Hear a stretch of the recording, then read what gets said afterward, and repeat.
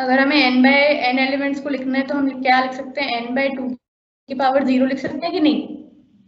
मैंने अब यहाँ पे एक सेकेंड एज्यूम करो कि मैंने इसको ऐसे रिप्रेजेंट करने की बजाय ऐसे रिप्रेजेंट किया है अभी के लिए, ठीक है। सिंपली मैं इसको कैसे लिख सकती हूँ, n बाय 2 की पावर 1। ये भी सही है, कुछ गलती तो नहीं है ना इसमें। इसको मैं क्या लिख सकती हूँ, n बाय 2 स्क्वायर, ठीक है।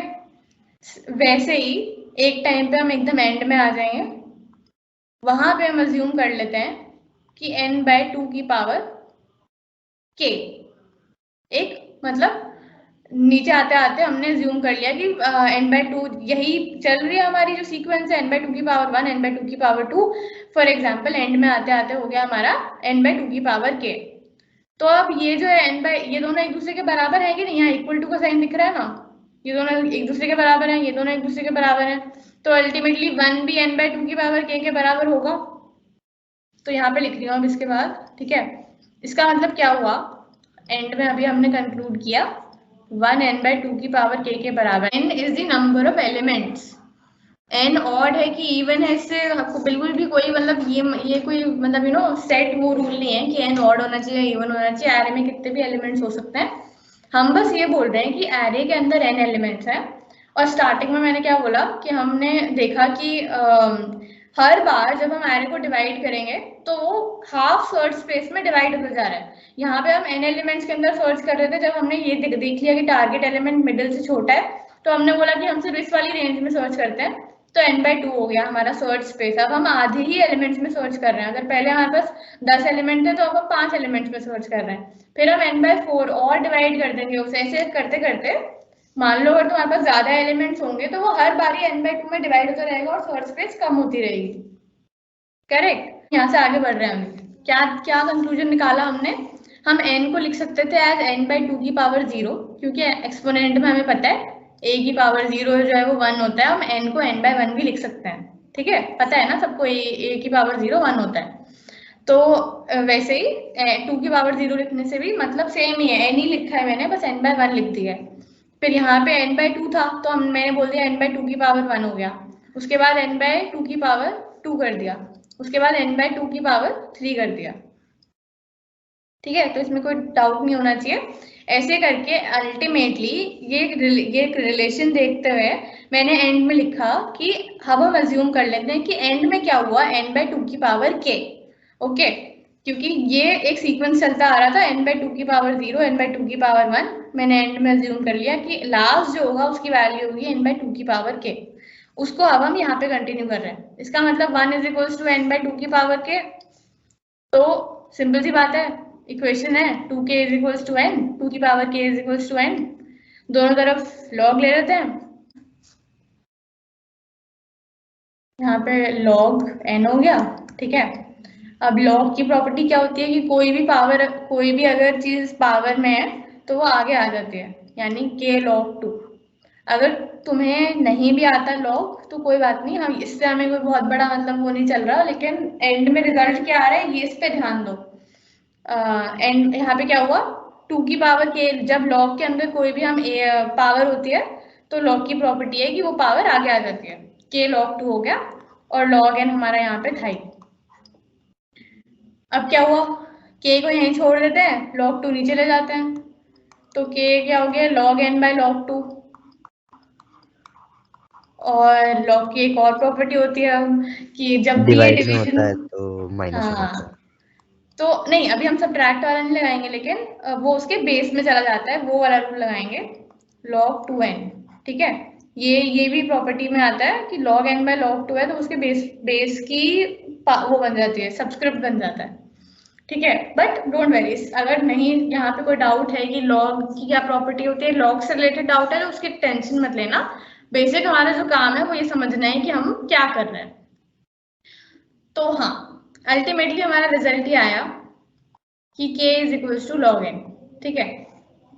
इसका क्या मतलब है कि log n टाइम एक्चुअली हमें लग रहा है इसको, ये जो हमने प्रोसेस चल रहा था ना, बार बार डिवाइड बाय 2 कर रहे हैं, उसके अंदर ढूंढ रहे, फिर बाय 2 कर रहे, फिर ढूंढ रहे, फिर बाय 2 कर रहे, फिर ढूंढ रहे, फिर बाय 2 कर रहे, फिर ढूंढ रहे। तो इसका मतलब क्या है कि n एलिमेंट्स को यहाँ पे अभी हम n एलिमेंट्स में ढूंढ रहे थे, फिर हम n/2 एलिमेंट्स में ढूंढ रहे थे। अल्टीमेटली हमने ये रिलेशन निकाला कि हम k is equals to log n आ गया। log n टाइम अभी हमें लग रहा है, ठीक है, ढूंढने में। अब हमने ये निकाला क्यों है, इसका भी एक रीजन है। कोई भी चीज हम कर रहे हैं उसके पीछे एक रीजन है कि हम क्यों निकाला है।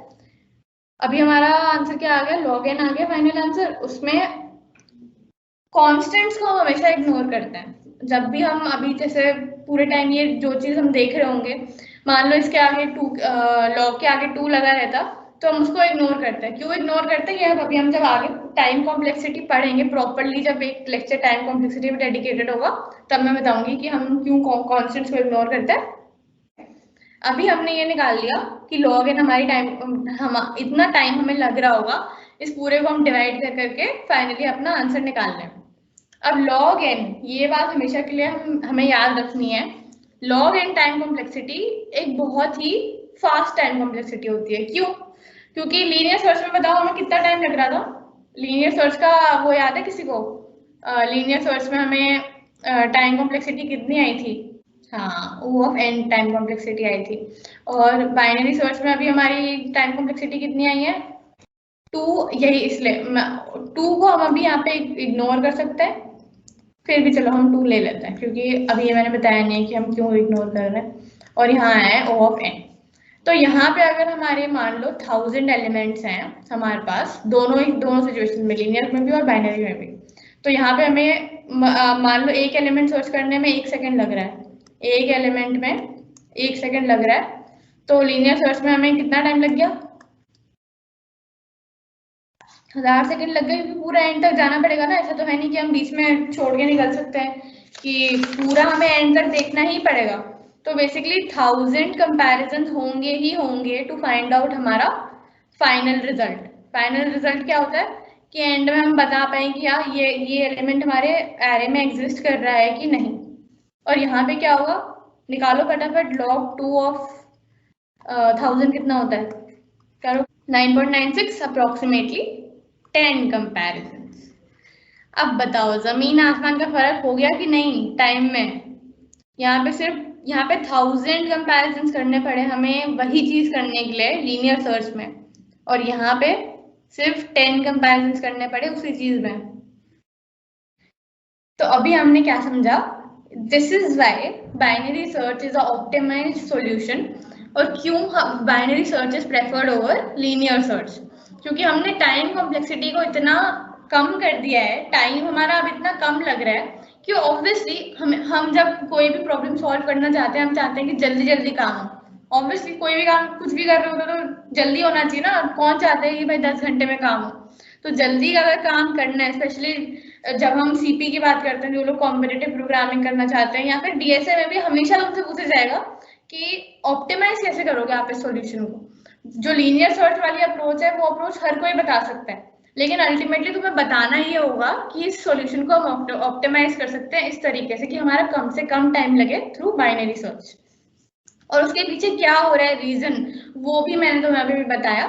बाइनरी सर्च की टाइम कॉम्प्लेक्सिटी होती है O of log n, big O of log n। Big O क्या होता है वो भी हम टाइम कॉम्प्लेक्सिटी के लेक्चर में पढ़ेंगे अच्छे से। अभी फिलहाल समझने वाली जो ये चीज, क्योंकि हम तुम्हें हमेशा याद रखनी है, ये भूलने वाली चीज नहीं है कि बाइनरी सर्च की टाइम कॉम्प्लेक्सिटी क्या होती है। तो यहाँ पे ये चीज याद रखना, बाइनरी सर्च की टाइम कॉम्प्लेक्सिटी होती है O ऑफ log n और लीनियर सर्च की होती है O ऑफ n।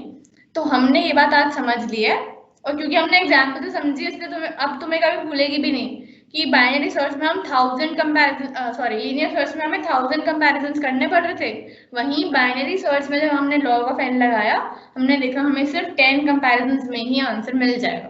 तो लीस्ट टाइम में बेस्ट हमारा काम हो रहा है।